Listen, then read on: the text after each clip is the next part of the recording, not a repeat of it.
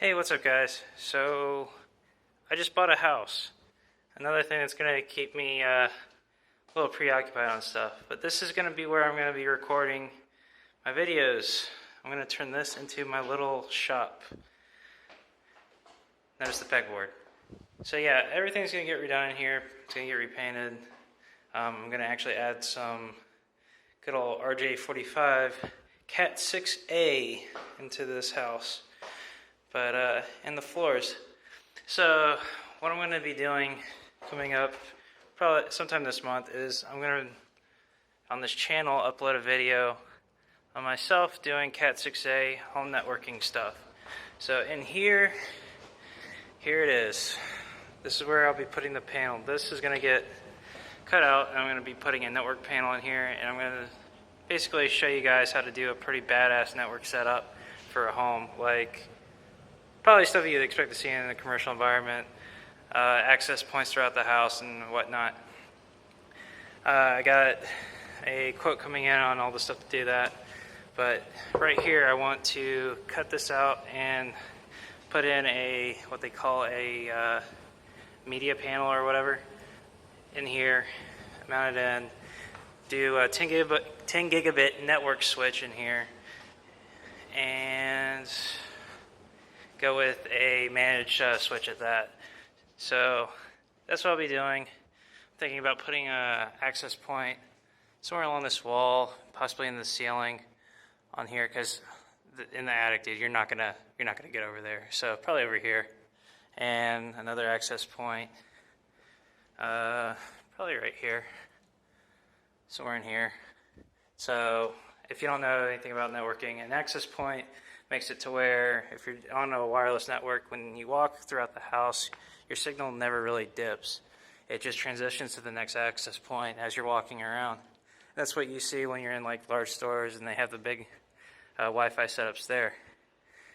So that's not actually like done through a little router. That's done through a switch somewhere with a server set up, and the Wi-Fi is actually just attached to the switch through access points. There's not like little freaking antenna sticking off of something somewhere.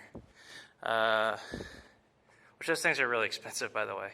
The ubiquity ones that you see in large commercial environments is like $100 per access point.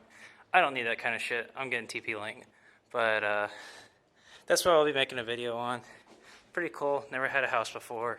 Always rented shitty apartments. But this gives me the ability to actually make a better setup. Not that big when you look at it. I wish the room was bigger, but yeah, bigger setup. Place to actually set up fucking cameras rather than using like a little Wi-Fi thing. Not Wi-Fi. What the fuck? A little camera sticking.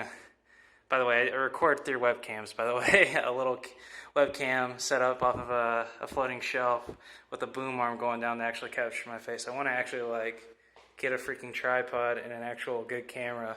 Possibly set it up here, and my desk it's gonna be a U desk, but give me a little something to actually talk into rather than a webcam. That way I'm not so blown up on the image. But it's gonna be a minute. First thing I need is floors. What else we got? Yeah. I never really loved it, but it might stay. Hello. A little bit of electrical shit I gotta do in here too, a little stupid stuff. The crazy thing about these houses, this is from like 91, 92, they have this. There's gonna be a point in time where nobody knows what the fuck that is, but they have it. Unfortunately, I can't utilize that shit. I'm gonna actually have to put a cut-in box for the RJ45s on the wall.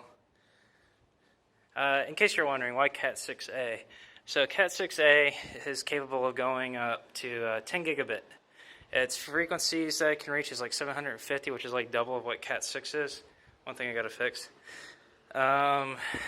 So if you, at one point in time, you know, Cat 5 was a thing, and God, I don't even know what the hell was before that, but as time moves on, things get faster, so it would be smart if you're gonna go do the work to hardwire in these Cat 6A jacks, which use RJ45, to going ahead and future-proof it a little bit, because, you know, right now through the internet we can hit gigabit from the ISP, and on a local area connection, if I went ahead and got the 10 gigabit NICs put in my computers, I can utilize the Cat6a to reach 10 gigabit speeds, and I'm pretty sure my SSDs could handle that because I got PCIe M.2 SSDs in my computers. That way they could talk.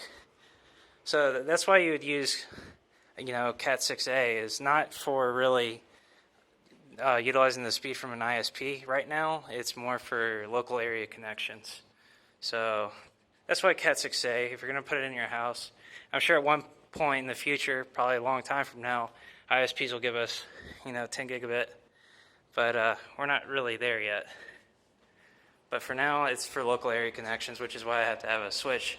Which, by the way, a switch for to utilize 10 gigabit is freaking expensive, man. The one I'm looking at is like $200, but it only gives you 2 jacks that can do 10 gigabit. So choose wisely, I guess, for your computers. But that's it right now. I'm going to be working on this. All this is, I guess, is going to get ripped out too. All the carpet, because God, carpet, man, and have a hardwood floor and then sweep every week and then be like, okay, how often am I going to vacuum my carpet? The shit's there, you just can't see it. The filth, that is. But thanks for watching, guys. A little update of what I'm doing. Expect a video on me hopefully not falling through a ceiling on the network panel. Take it easy.